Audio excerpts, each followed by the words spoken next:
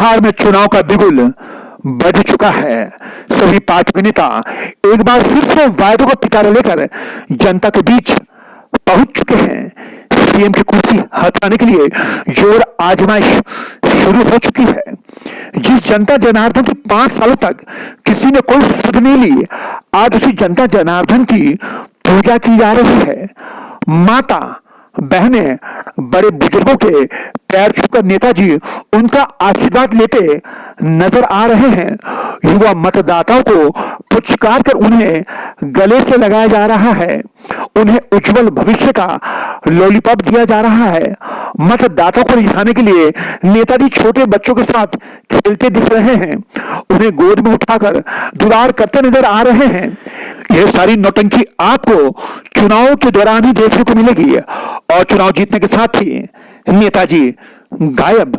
फिर वो आपको 5 साल बाद ही नजर आएंगे। अगर हम बिहार की बात करें तो यहां तनिक भी बदलाव नहीं आया है। फ्री के राशन को अगर छोड़ दिया जाए तो बिहार आज भी पिछड़ा गरीब राज्य है। बिहार में कितनी ही सरकारें आई और चली गई, कई मुख्यमंत्री सत्ता का सुख भोग कर चले गए, लेकिन बिहार का विकास नहीं हो पाया। लालू राज से लेकर नीतीश राज तक प्लान यहां का मुख्य मुद्दा बना रहा, लेकिन इसे रोकने की कभी कोशिश नहीं की गई। बिहारी आज भी अपना घर परिवार छोड़कर कमाने के लिए दिल्ली, मुंबई, पंजाब और दूसरे राज्यों में जाता है। बिहार में आज तक रोजगार के साधन नहीं बनाए गए, नए उद्योग, फैक्ट्री, कारखाने नहीं खोले गए, बेरोजगारों को नौकरियां नहीं मिली। लेकिन सत्ता में जो लोग भी रहे उनकी संपत्ति आज भी किसी से छिपी नहीं है। लालू प्रसाद यादव जैसे तमाम नेता करोड़ों अरबों के मालिक हैं, लेकिन आज भी बिहारी 2 वक्त की रोटी के लिए मारा मारा फिर रहा है। लेकिन आज आपको मैं जो सच्चाई बताने जा रहा हूं उसे देखने सुनने के बाद हर बिहारी को खुद से सवाल पूछना चाहिए। उसको अपने अंतर आत्मा से पूछना चाहिए कि उसकी इस बदहाली के पीछे किसका हाथ है। तो सुनिए, बिहार और बिहारियों की बदहाली के लिए वो खुद जिम्मेदार है। बिहार की जनता जिम्मेदार है, जो चंद पैसों के लिए चुनावी भीड़ का हिस्सा बन जाता है, जो पैसे लेकर वोट डालता है। बिहार में वोट विकास के नाम पर नहीं डाले जाते हैं, बल्कि वोट डाले जाते हैं जात पात के नाम पर।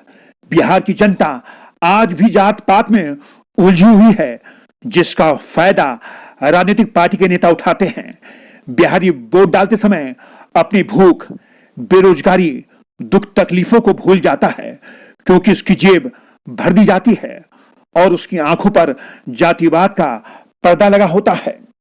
बिहारी जब तक अपनी ताकत को नहीं पहचानेगा, अपनी आने वाली पीढ़ी को शिक्षित नहीं करेगा, जात पात से नहीं उभरेगा, तब तक ये नेता उनके साथ ऐसा ही छल करते रहेंगे।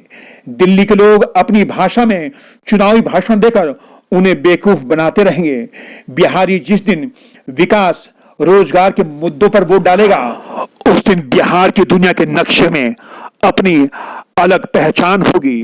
बिहार की जनता को इस बार नीतीश कुमार जैसे सत्ता के लालची नेताओं से पीछा छुड़ाना होगा, जो सत्ता के लिए कभी भी दल बदल लेते हैं, जो सत्ता के लिए कुछ भी कर बैठते हैं, जो भ्रष्ट राजनीतिक दलों के साथ हाथ मिलाने से भी गुरेज नहीं करते हैं। लालू और उसके परिवार से जनता को अब पीछा छुड़ाना होगा।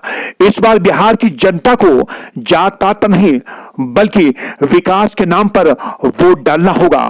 भ्रष्ट और नकारा प्रत्याशियों का बहिष्कार करना होगा। बिहार की जनता को अपनी वोट की ताकत को पहचानना होगा।